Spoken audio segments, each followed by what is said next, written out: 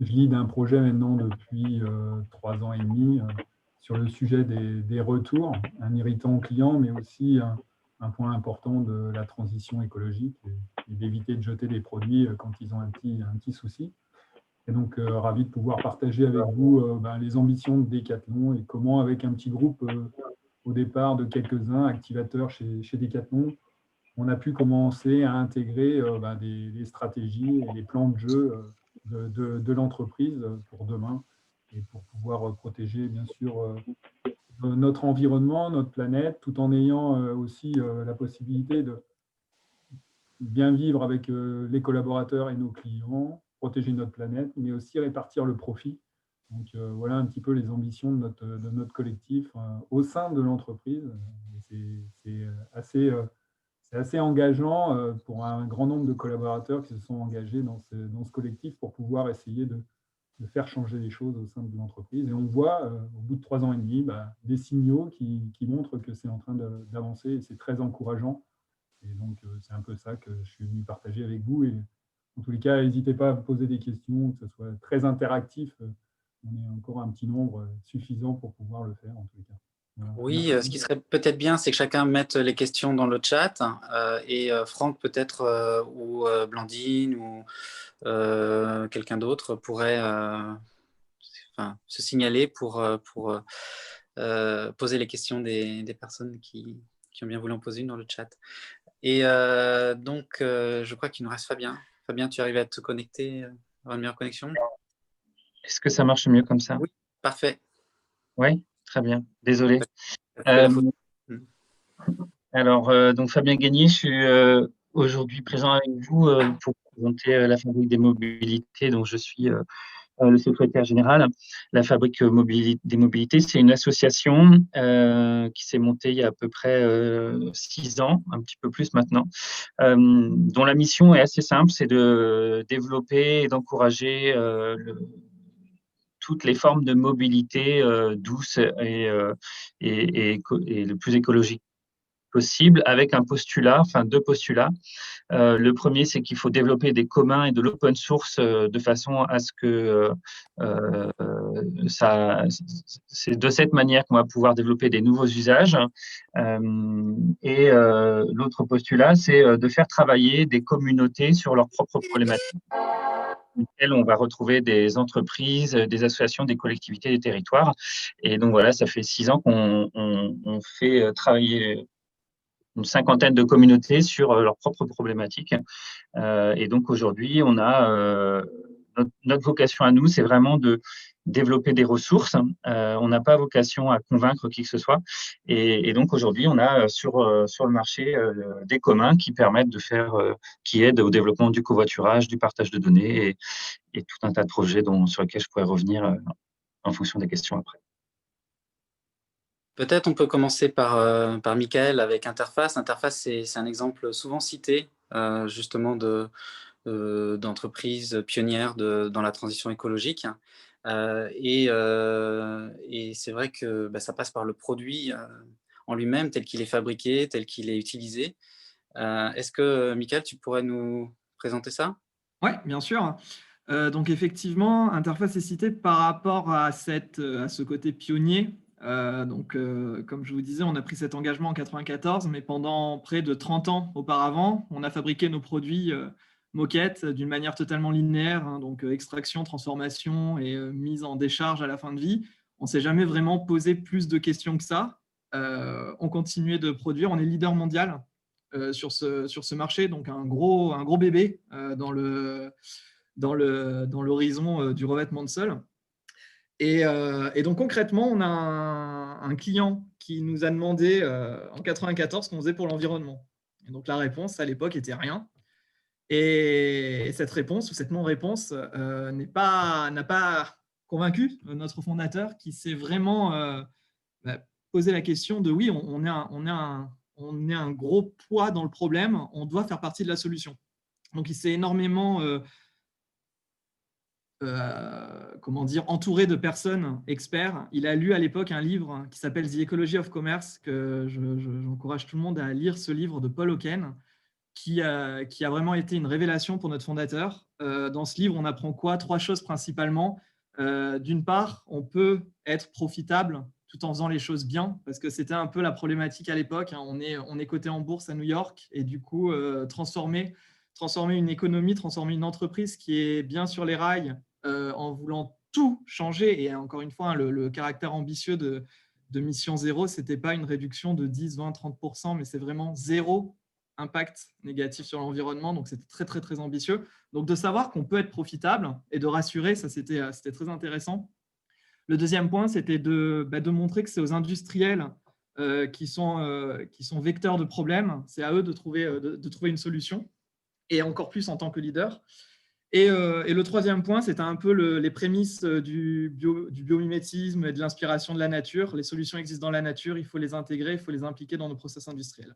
Donc ça, c'est vraiment ce qui a été mis en place, et via des axes de développement que je ne rentrerai pas dans le détail, mais concrètement, comment éviter toute mise en décharge, zéro déchet, zéro consommation d'eau, utiliser de l'énergie renouvelable, reconcevoir nos produits, optimiser les transports ou voir des nouvelles façons de faire notre business. Tout ça fait que tous les services d'interface ont été mis à l'épreuve pour que chacun d'entre nous, dans notre sphère, dans notre activité, on aille dans cette direction. Et donc, ça a été un long travail, mais aujourd'hui, on a la fierté de pouvoir dire qu'on a réussi notre mission, puisque depuis déjà 2 ans, notre portefeuille produit est neutre en carbone. Alors, neutre en carbone, je pourrais revenir dessus parce qu'il y a plein de choses. Dans la version américaine, interface, on va dire « ouh, c'est génial ».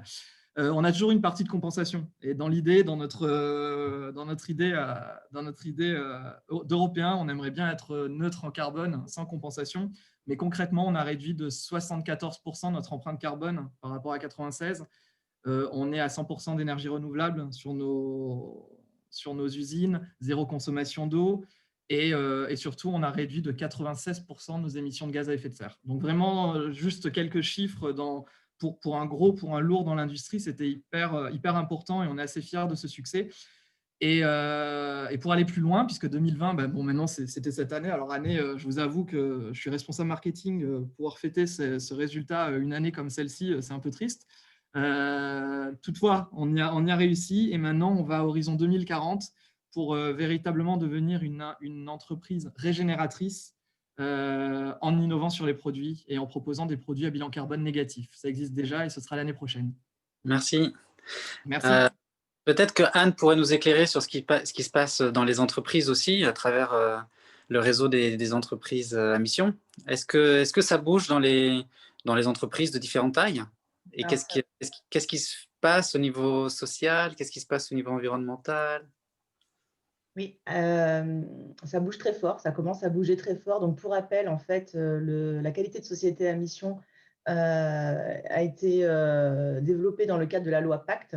Donc, la loi Pacte qui a un peu plus d'1 an aujourd'hui. Donc, c'est un modèle nouveau, on va dire, un modèle d'entreprise engagée. Et aujourd'hui, on en est à peu près à 80 sociétés à mission en France. Donc, vous allez me dire, ce n'est pas beaucoup. Oui, mais quand on sait qu'une entreprise doit mettre à peu près entre 6 mois dans le meilleur des cas et 18 mois pour élaborer sa démarche de société à mission. Donc pour rappel, cette démarche de société à mission, c'est quoi? C'est une raison d'être et des engagements statutaires, des engagements sociaux et environnementaux que l'entreprise prend pour une durée de 5 à 7 ans et sur laquelle elle va être challengée par une gouvernance plutôt ouverte et transparente via un comité de mission avec des parties prenantes externes, et challengée aussi par un organisme tiers indépendant qui va venir vérifier la réalité de ces engagements et la mise en action de l'entreprise.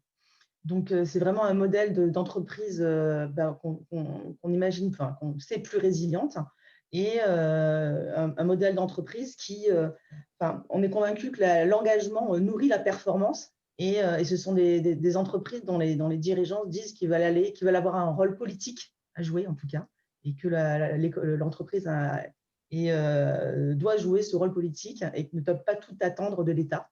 et que chacun doit faire sa part.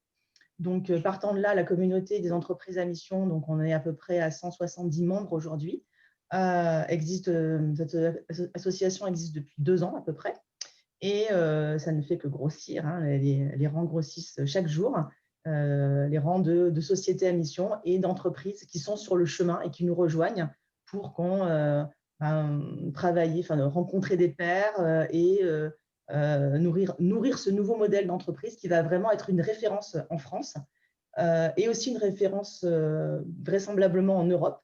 Et dans ce cas-là, la France serait vraiment le fer de lance de ce modèle d'entreprise à l'européenne. Parce qu'on sait que les Pays-Bas sont en train de travailler là-dessus, et puis le Parlement européen aussi. Et globalement, le mouvement est porté majoritairement aujourd'hui par des PME. On entend beaucoup la voix des grandes entreprises qui se sont lancées, mais encore une fois, majoritairement, ce sont les PME qui ont bougé en premier. Et la vraie lame de fond devrait avoir lieu en 2021. Et des exemples de… Alors, est-ce que ces entreprises, elles innovent? Est-ce que tu as des exemples le modèle en lui-même est innovant, on va dire. Oui, oui. Et elles sont des entreprises qui innovent de par les produits et services qu'elles mettent en place, mais aussi de par la gouvernance qui est mise en place. Et ça, c'est très important.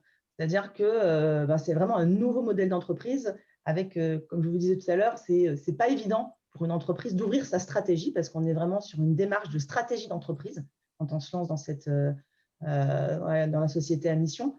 Ça vient interroger, en fait, c'est un vrai travail d'introspection pour l'entreprise qui se pose la question de savoir d'où elle vient, où elle en est aujourd'hui et où elle a envie d'aller demain.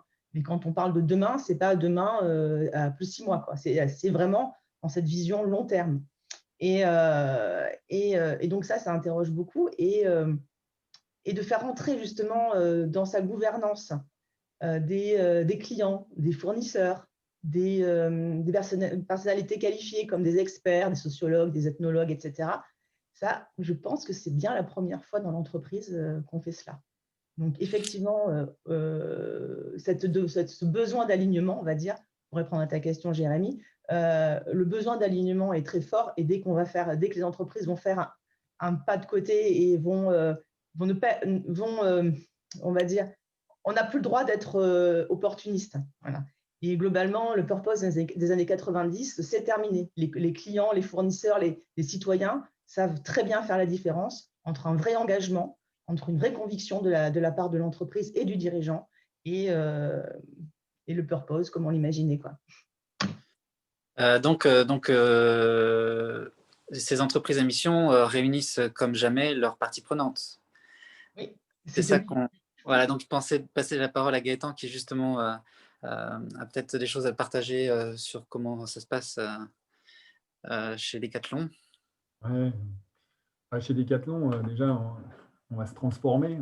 Donc ça, c'est super important. Une fois qu'on a écrit un peu ce qu'on souhaitait, donc on parlait d'entreprise à mission. On n'est pas une entreprise à mission, mais on a revu un peu le sens de notre engagement vis-à-vis de la société. On veut être utile aux gens et à la planète. Donc, c'est quelque chose qui est écrit maintenant. On veut rendre le sport accessible et les bienfaits du sport au plus grand nombre et de façon durable. Donc ça, c'est bien, c'est écrit, et donc forcément, tout le monde valide le sens, mais après, il faut le mettre en action, il faut le mettre en œuvre.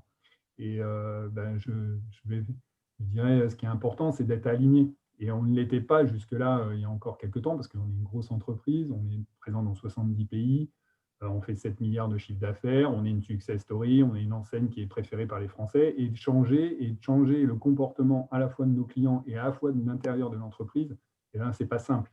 Donc, il faut engager sur des petits coins de l'entreprise, et voilà, nous, en tant qu'activateurs, on a pris des petits sujets, pour pouvoir essayer à petite échelle, montrer en tous les cas et faire prendre conscience par des actions très concrètes, ce qui a été mon cas à travers le retour produit, tout simplement, parce que c'était une lettre d'une collaboratrice qui, lors de workshop, a écrit à notre fondateur, notre DG, qui est Michel Abaléa.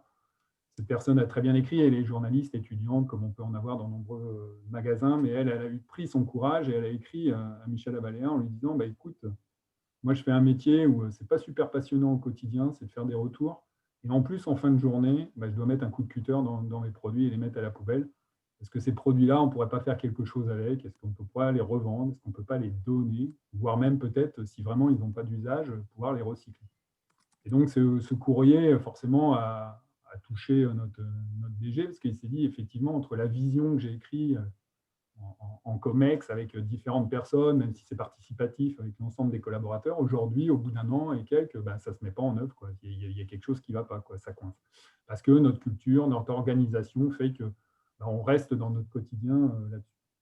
Et donc, moi, je passais par là, ça fait plus de 20 ans que je travaille dans l'entreprise, et puis ce courrier, on me demande de faire un petit diagnostic sur le sujet. Donc, j'ai repris mon gilet en tant que chef de projet, puis je suis allé dans les magasins, et je me suis aperçu qu'effectivement, ce qui m'a le plus touché, en fin de compte, c'était, que les clients avaient des irritants de plus en plus dans le parcours, sur le retour en magasin, voire en omni-commerce, etc. Donc ça, c'était mon sujet plutôt business, mais aussi derrière aussi un sujet qui engageait les hommes et les femmes de l'entreprise, parce que de cette façon intergénérationnelle, on voyait que les jeunes, en tous les cas, ils ne matchaient plus avec le lien qu'on avait fait avec Decathlon, quoi. Pour ma part, moi, ça fait 20 ans, je suis rentré dans l'entreprise, j'ai passé des super moments, et là, on voyait qu'en fin de compte, en interrogeant les collaborateurs, concrètement, ils se disaient, moi, je n'ai pas envie de m'investir dans l'entreprise. Ça manque de sens et d'alignement, parce qu'à la fin de journée, ça ne change pas ma journée, je suis obligé de mettre un coup de cutter, etc.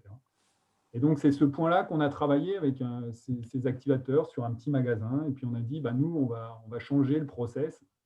Et on va changer le process en une expérience positive, à la fois pour les clients et à la fois pour les collaborateurs. Cette symétrie des attentions qui est assez forte en tous les cas et qui est importante à mener, et qui nous a fait cheminer vers des parcours clients et des parcours produits de seconde vie, où on a pu mettre en lien l'ancien Trocathlon, Décathlon, que vous connaissez peut-être, en Décathlon Occasion. On a transformé l'expérience, je dirais, de pouvoir revendre des produits, ce qui était des produits de seconde vie, qui étaient strictement interdits. Le process ne l'autorisait pas il y a encore quelques temps. Et aujourd'hui, on a plus de 350 magasins. Ce matin, on faisait le bilan. Il y a même des pays étrangers qui commencent à revendre des produits de seconde vie. On est en train de faire de la reprise. On est en train de faire du don. Et tout ça aussi en gardant notre ADN, parce que ça, c'est super important. Parce qu'on est un distributeur, un grand distributeur, et un distributeur, il se doit d'être efficient aussi dans l'action qu'il met en œuvre. Et donc, on a mis ensemble toute l'intelligence artificielle, toute la digitalisation qu'on peut avoir dans les entreprises, donc des apps, pour permettre aux collaborateurs aussi d'être efficients dans son quotidien, de pouvoir donner des produits, de pouvoir les retourner, de pouvoir faire remonter l'information aussi à notre production pour pouvoir améliorer la composition des produits. Et puis, petit à petit, on a mis en place aussi des choses telles qu'on l'on croit et qui ont émergé, notamment avec des partenaires externes. Je pense à la location. On a commencé à poker de la location, ce qui a permis, en fin de compte, de se dire que derrière la pratique du sport, on n'est plus obligé peut-être d'être propriétaire, mais on peut user d'un bien, et ce bien, plus il est durable, mieux c'est. Donc, tout ça, ça fait chemin, et avec beaucoup, depuis 3 ans et demi, d'investissements, de chefs de projet qui ont été nommés, de nouveaux projets qui sont arrivés, des collaborateurs qui se sont engagés et investis. Et ce matin, vous voyez, on a clôturé un peu les activateurs durables, tellement on n'a plus besoin d'activer, ça va rentrer dans le run. Donc, beaucoup de nos collaborateurs aujourd'hui vont rentrer dans des organisations, des périmètres. Cette transversalité qu'on recherche tous, elle fait foi aussi dans des piliers de l'entreprise pour pouvoir, je dirais, industrialiser encore plus les sujets. Donc, voilà un petit peu ce que je peux vous partager. En tous les cas, c'est une fabuleuse aventure humaine. Et c'est ça qui est intéressant. Alors, on n'est pas du niveau de l'interface qui est pour nous la cible. C'est des entreprises qui nous donnent en tous les cas beaucoup de vision, et heureusement qu'il y en a, et heureusement qu'il y a beaucoup de PME qui donnent cette vision. Par contre, un gros groupe, c'est difficile. On le voit, les derniers articles de Danone, etc. C'est pas simple. Avant de passer la main à Fabien, juste un petit mot sur comment ça se passe, la collaboration, parce que ton cas, il est il est inspirant aussi. Est-ce que il y a toujours cette idée de est-ce que ça passe par le COMEX, est-ce que ça passe par le président, il faut attendre, mais comment leur parler, ils ont d'autres priorités que nous, enfin voilà. Donc toi, c'est quoi ton avis là-dessus? Nous, c'est d'agir, de mettre en œuvre. Donc on a agi et nous a donné, Michel Labaléa nous a donné la permission. C'est une permission d'entreprendre sur des petits périmètres. Aujourd'hui, Decathlon, c'est plus de 1500 points de vente. Qu'est-ce que c'était de donner un périmètre? Rien.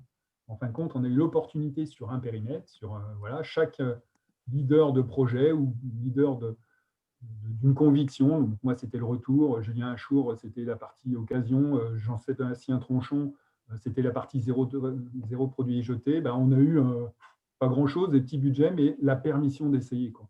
Et cette permission d'essayer, cette permission d'oser, avec un peu le culot, elle était visible. Donc ça, c'était important parce qu'on s'est retrouvé sur le siège de l'entreprise après avoir poké des différents trucs. Donc, elle a été visible pour l'ensemble des collaborateurs.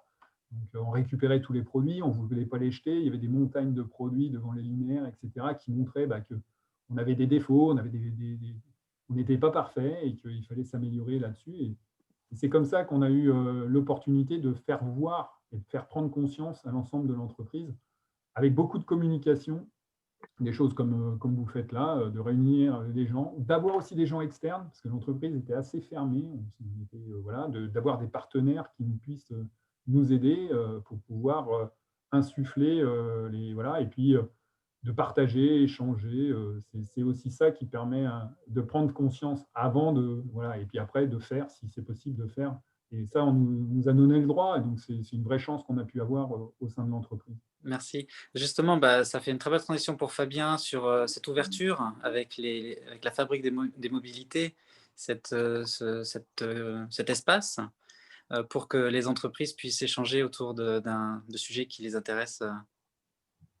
Oui, effectivement, ça permet de tout de suite positionner la fabrique comme en fait un tiers-lieu de confiance. Donc, nous, c'est comme ça qu'on s'est construit, un tiers-lieu de confiance qui vise à deux temps. Le premier temps, c'est que des entreprises d'un même secteur se rassemblent et identifient des problématiques qui sont trop complexe pour qu'un seul acteur puisse y répondre seul parce que l'investissement est trop important ou parce que on n'est pas sûr du ROI ou pour tout un tas d'autres sujets.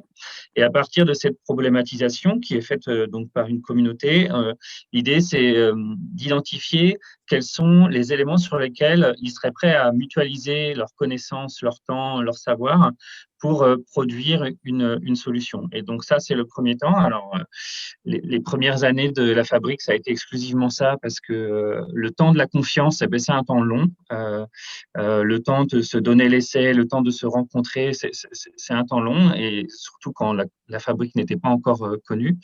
Maintenant, c'est un temps qui est un peu plus court et donc ça nous permet à la suite de ça de développer des projets. Et donc, nous, tous les projets qu'on va développer, c'est le cœur de l'activité. On veut faire la démonstration de l'intérêt des communs par l'exemple.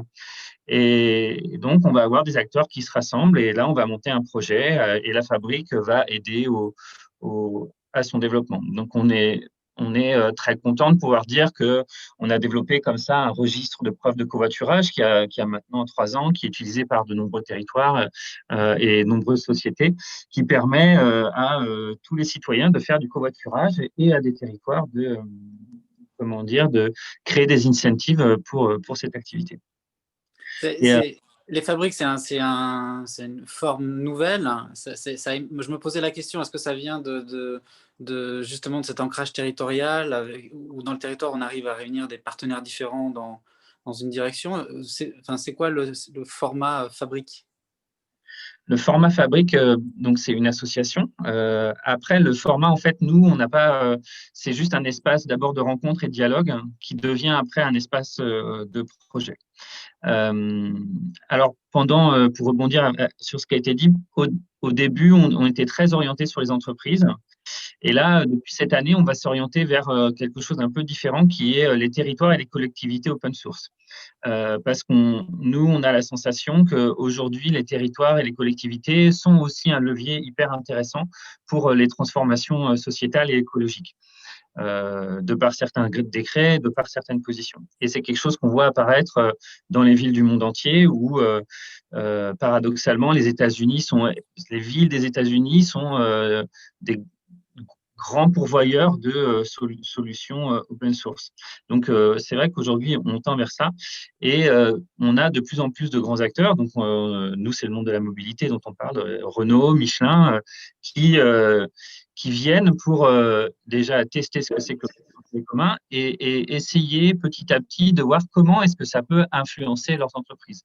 Et c'est vrai qu'on nous, on travaille beaucoup avec Michelin sur comment est-ce que on peut développer cette culture de l'open source au sein d'un groupe comme Michelin.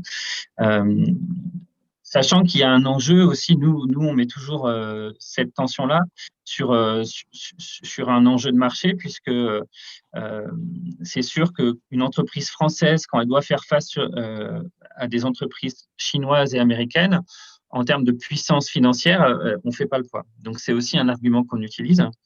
Et la Chine a pris le pas de l'open source ces 2 dernières années de manière très, très engagée. Donc là où c'est une puissance financière très importante, c'est en plus maintenant une puissance qui génère des communs de manière très forte. Merci. Est-ce que peut-être on pourrait, avec l'exemple interface, peut-être suivre un projet en particulier et voir qu'est-ce que ça mobilise, qu'est-ce que ça veut dire comme collaboration en interne ou entre entreprises? Ouais, je pense que alors les projets, c'est peut-être plus comment on a pu commencer et faire la transition, mais effectivement, aussi bien en interne qu'en externe, tout est extrêmement important en interne. Alors, c'est drôle parce que Gaëtan disait que les premiers projets sont assez simples et finalement petits. Mais on a commencé pareil, c'est-à-dire que le premier projet interne, ça s'appelait Quest à l'époque, et chaque collaborateur interface devait penser à comment réduire ses déchets au quotidien et au jour le jour. Donc, c'était assez simple, mais ça a permis à tout le monde déjà de se poser des questions. Ah oui, on a un impact, ah oui, il y a quelque chose à faire, et qu'est-ce qu'on peut faire? Ça, ensuite, ça s'est dupliqué en termes d'engagement interne sur un programme qui s'appelle le programme Ambassadeur chez nous. Et en gros, sur la base du volontariat, tous les collaborateurs interface, quel que soit son métier, quel que soit qu'on soit sur la chaîne à l'usine ou qu'on soit dans les bureaux, à la réception, n'importe où, on peut prendre part à ce programme. Qui consiste concrètement à en savoir un peu plus sur tous les enjeux environnementaux, qu'est-ce que le réchauffement climatique, vraiment des choses beaucoup plus générales, et ensuite voir quelle est l'empreinte d'interface et qu'est-ce que moi, à mon échelle, je peux apporter et dans mon métier changer. Ça, c'est quelque chose d'assez fort parce que ça a permis en fait d'engager tout le monde.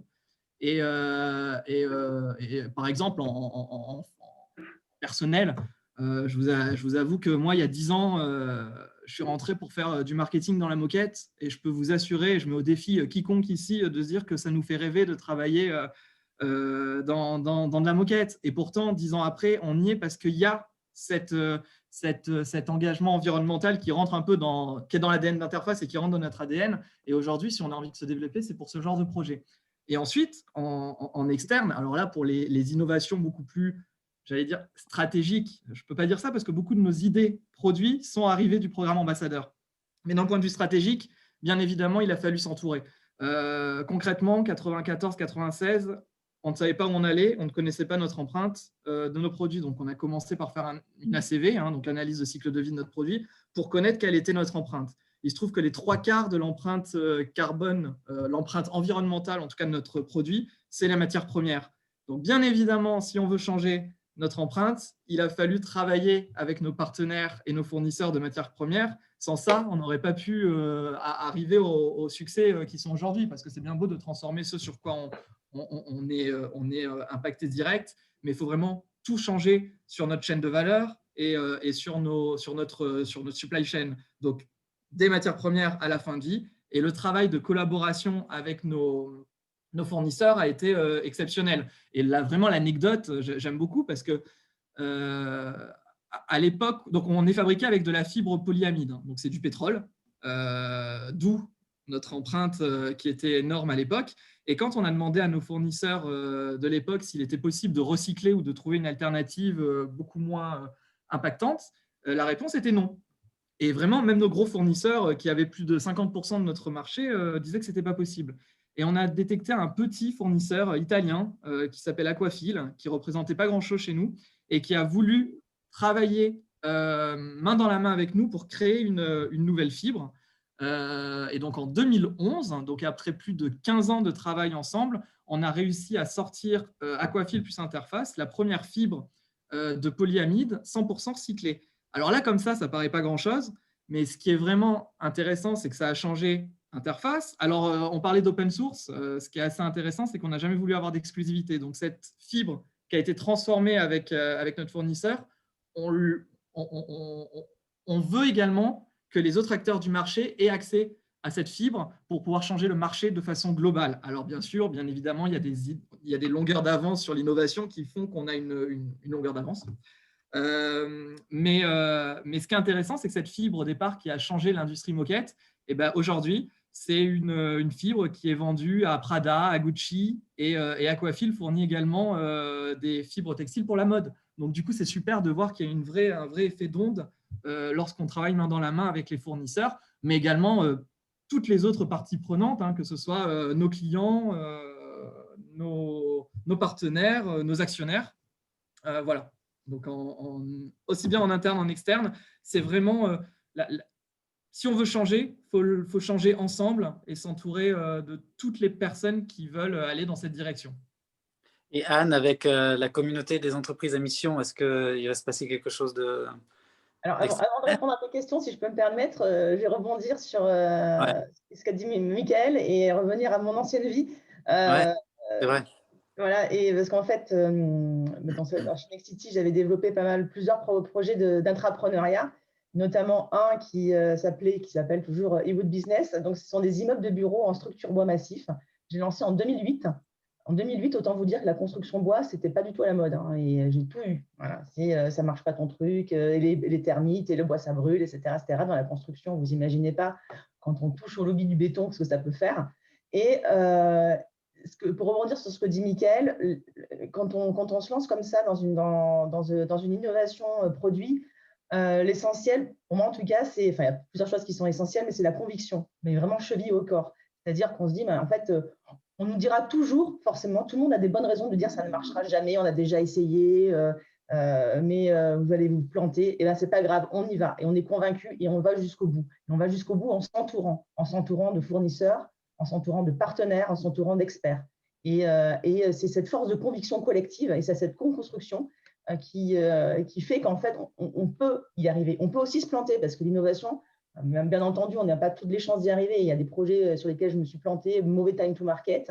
Mais en tout cas, dans ceux qui fonctionnent, c'est un bon time to market, effectivement, et c'est une force de conviction. Et quoi qu'il en soit, ne jamais se laisser atteindre par les gens qui disent que ça ne marchera pas parce que c'est beaucoup plus facile de ne pas faire que d'y aller. Et sans cette conviction-là, il n'y a rien qui bouge, ça c'est clair. Voilà, donc c'était pour faire un peu Mais c'est passionnant, c'est vrai qu'on ne s'en rend pas compte, mais ça bouge dans les entreprises et ça bouge depuis effectivement les années 90 sur les sujets environnementaux, sur les sujets sociaux, ça fait encore plus longtemps que ça bouge. Et là, c'est en train de s'accélérer. Alors, la communauté des entreprises à mission, en créant une communauté, qu'est-ce qui va se passer? Qu'est-ce qu'on espère qui va se passer?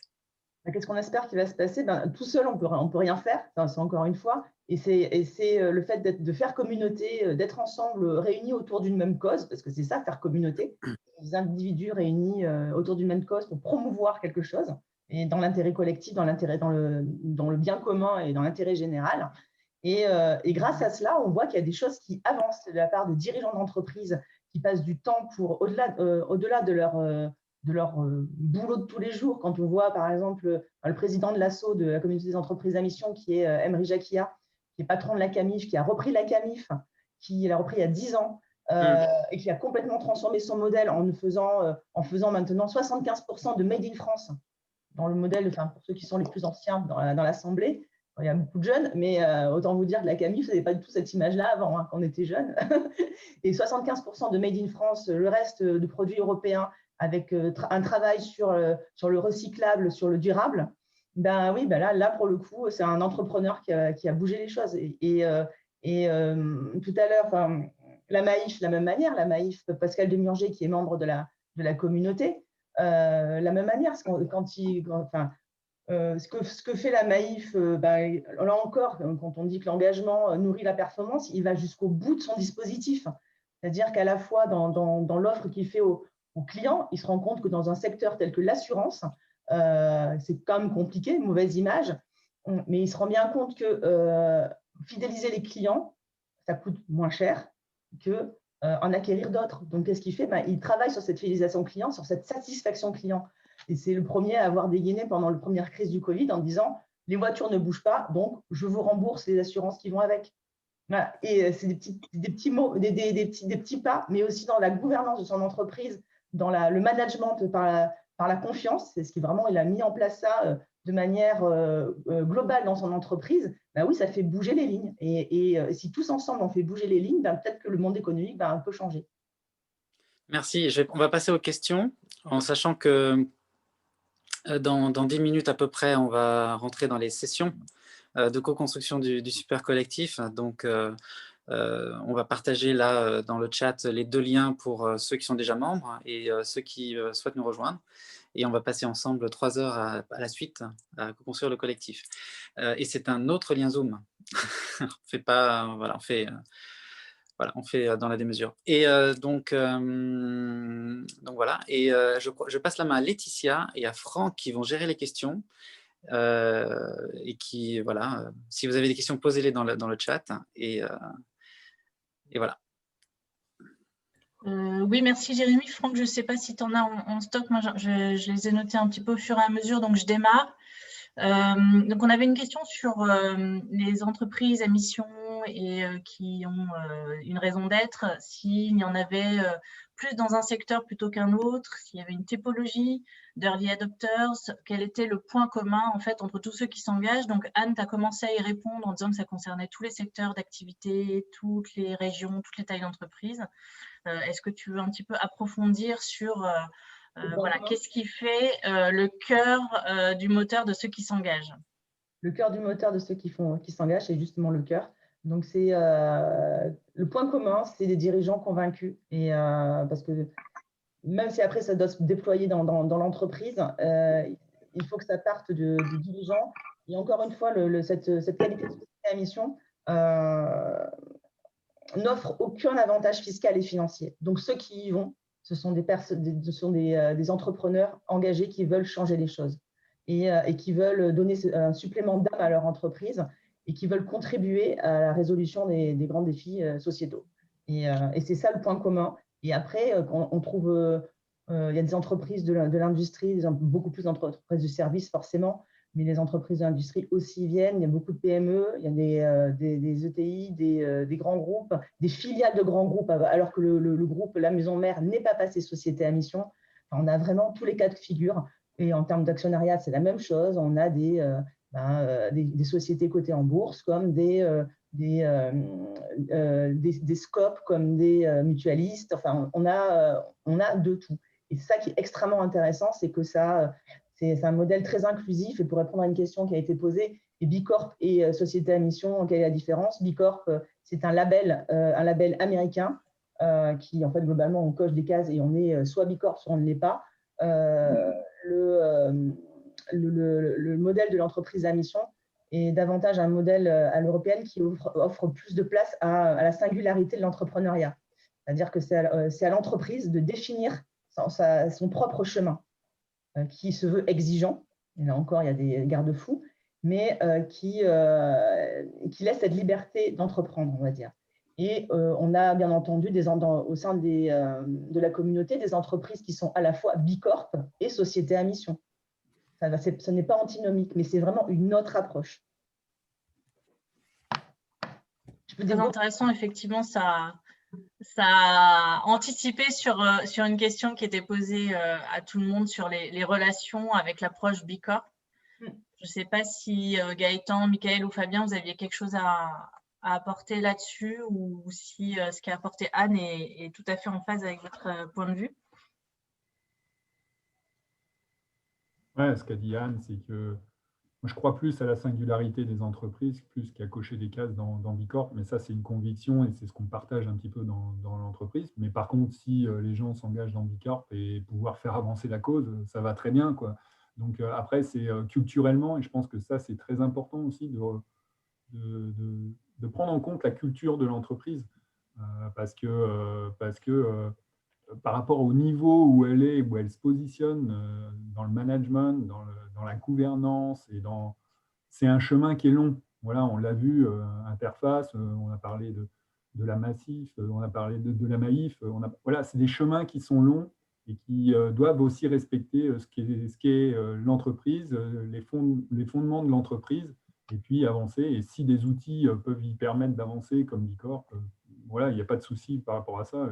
Tout le monde est le bienvenu pour pouvoir faire avancer la cause, je pense, de n'importe quelle manière. En tous les cas, je partage ça. Après, ce qu'il faut prendre en compte, c'est la culture de l'entreprise, les entreprises qui partagent un peu la même culture, de pouvoir se rassembler. Donc, Decathlon fait partie de l'AFM. On essaye de se réunir, nous aussi, dans ce cadre-là, ce qui n'était jusque-là plus qu'une compétition entre entreprises de l'AFM, donc l'association familiale Mullier. Aujourd'hui, c'est beaucoup plus, voilà, on rentre plus dans de travailler ensemble sur tous ces sujets-là.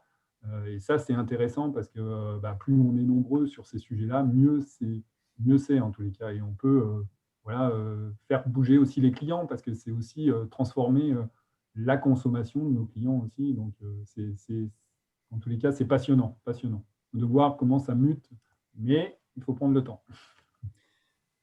Alors du coup, je vais rebondir un petit peu sur ces derniers commentaires de Gaëtan, et la question est à la fois pour Anne, Michael et puis Gaëtan et Fabien.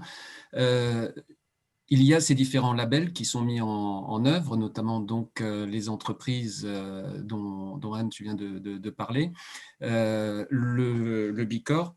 De nombreuses entreprises aujourd'hui ressentent cette évolution de façon comme un argument marketing.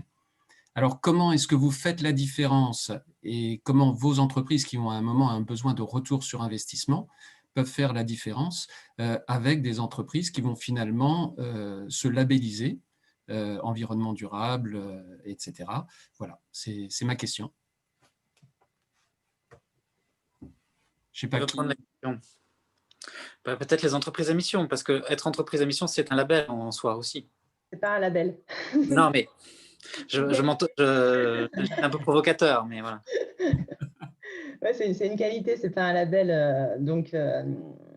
Ce que je disais tout à l'heure, c'est-à-dire que comment se prémunir du marketing, du mission washing, on le verra dans le temps, mais en tout cas, d'ores et déjà, c'est assez impliquant quand même comme démarche, si on la fait bien. Ça prend du temps, ça prend pour l'entreprise et à tous les niveaux, parce que c'est une démarche vraiment itérative et collaborative qui doit embarquer l'ensemble des collaborateurs. Donc, si on n'a pas envie d'y aller, on a mieux à faire, on va dire, que passer du temps là-dessus.